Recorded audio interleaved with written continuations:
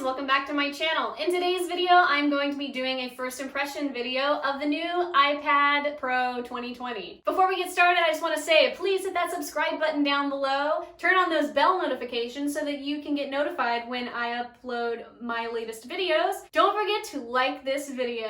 All right, let's get started. So the other day I purchased the new iPad Pro 2020. Little backstory.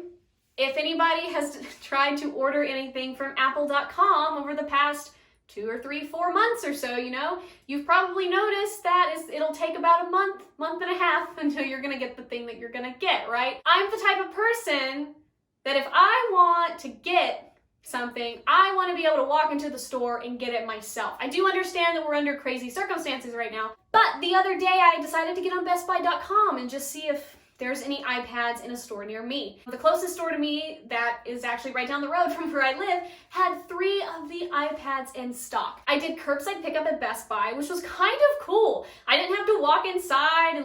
It was nice. I parked at the curbside spot. I texted the thing telling it where I was, the spot I was in, name, whatever, order number. And the guy came out and I was expecting it to be in a bag, but he just kind of carried the box out and was like, "What's the name on the order? Okay, can I see your ID? Okay, great, have a great day." Like, that was it. Didn't have to have crazy social interaction with anybody. So, that being said, first impressions of this iPad. Right? That's what you're here for. So, I'll just show it to you. This is the 256 gig iPad Pro. As you can see, I have my pencil attached to the side, which is really cool. I really like this background. It's a cool background. The background is here to stay, okay? I don't have a case or a screen protector on it yet. I'm waiting to order those off of Amazon. What I really like about this iPad and what I was really surprised about was how light it is. When the guy handed me the box, I held it and I thought to myself, did they forget to put the iPad in here? Because it felt so light, but it was wrapped in the wrap and everything. It hadn't been open, it's brand new, but I held it and I was like, did they forget to put the iPad in the box? I was hesitant, I was like, but I got home and did an unboxing video, which if you click right here, you'll be able to watch that unboxing video. Yeah. But when I got home, I opened it and I was like, okay, there is an iPad in here. And I picked it up out of the box and I was like, this thing is so light. It is significantly lighter. It feels like I'm holding paper, which is kind of cool. Another thing I like is the full screen. I like that this is a full screen now. I didn't really know if it would make a difference with it just being full screen versus what the other iPad looks like, but it does. I also like the Retina display. When I first look at Retina display, I'm like, ooh, I kind of like what it looked like before that. But the more you get used to Retina display, you learn to appreciate it. It has a warmer tone to it, and the screen is much more clear than the previous display that they had. I like being able to slide up. I think that's cool. It's like my previous iPhones, my iPhone 10 and my iPhone 11 that I have. Another thing is the 2nd generation Apple Pencil. I knew that you could tap on it twice and it would do some different functions. I just didn't know exactly what. But now that I have been able to explore on it, there's a couple options you can have. One of them is to, when you're writing, tap it and it'll go back to the eraser. Tapped again goes back to your pen. Another option is it'll go back to the last thing you used. And then there's an option just to not even have it, and then some other option I'm not sure of. I have it set on the go back to the eraser, go back to pen if you double tap. Because I write a lot and I render and draw a lot on Procreate, so I wanted it to do that. One thing I will say about writing and drawing on the screen. I can't remember if my other iPad did this before I got a screen protector on it, but on this iPad, when I write or draw, I feel like I have to use a lot of pressure to write or draw.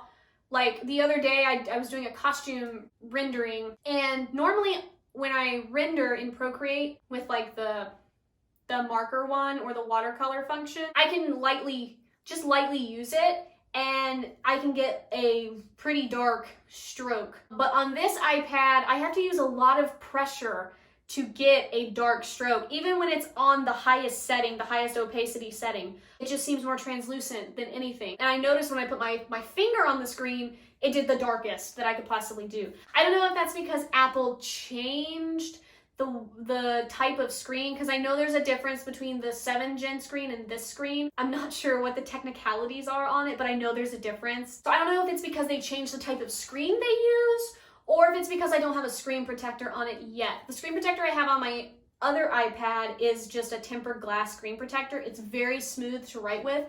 A lot of people like the paper-like screen protectors. I've never used one, and from what I've heard, it tears up the tips on the Apple Pencil relatively quickly. And if you're okay with purchasing, you know, an abundance of Apple Pencil tips, by all means. But I have found that just a regular tempered glass screen protector works for me. I've always liked pens that, like those gel pens that just write so smoothly, and that's what a tempered glass screen protector gives me. It gives me just this fluid, smooth, flowing line that I don't have to struggle with. You know what I'm talking about. If anybody is a pen fanatic out there, you know what I'm talking about. When you get a pen that just doesn't want to write, like those Papermate pens, the ones with that come in all the colors and they have the grippers. I don't know what the model is, but it's those Papermate pens. After a while, the ink will kind of just splotch on itself and you have to like press hard. I don't want to have to do that. I like a smooth flowing pen, like the Pilot pens. I think they're G2 Pilot pens. I am such a nerd, y'all. Such a nerd. But if anybody is a pen fanatic, I know you know what I'm talking about, okay? The tempered glass gives me that. It gives me that satisfaction. Another thing with this iPad, I was kind of intrigued by this camera. It looks like my iPhone 11 Pro camera, except there's 2 cameras and not 3. So I was intrigued by that. It wasn't what I expected though. I don't know why I thought it was gonna be as clear as my iPhone Pro 11 camera. That being said, it's still clear. It's just not crystal clear, if that makes any sense. Let's just take a picture. Hi! If I ever needed to take a picture on this for any reason, it wouldn't be, you know, so blurry that it's crap. It works. And I don't think most people are going to use an iPad as a camera anyway, so it not being super clear is fine. My brain was like, ooh, maybe it'll be like really clear, but it's not like crystal clear. It's clear, but not like eyeball clear, unless you're blind like me and you have to have glasses. Another thing about this iPad, another reason why I was hesitant to purchase this iPad was because I thought it was gonna be really bulky and thick. Because on my other iPad, it's thinner and it has the little curved design. I should just go get it. But it's thinner and it's curved around the edges. When I saw the pictures online, I saw that it was like this. And I thought it was gonna be super bulky and heavy and crazy.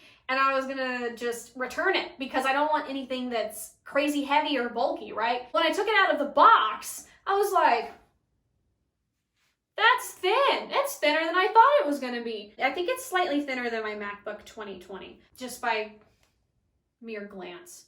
So I was impressed. I was like, wow, this is actually kind of thin. Feels like I'm holding a piece of paper, which is great because I use my iPad a lot for writing and drawing. So, yeah.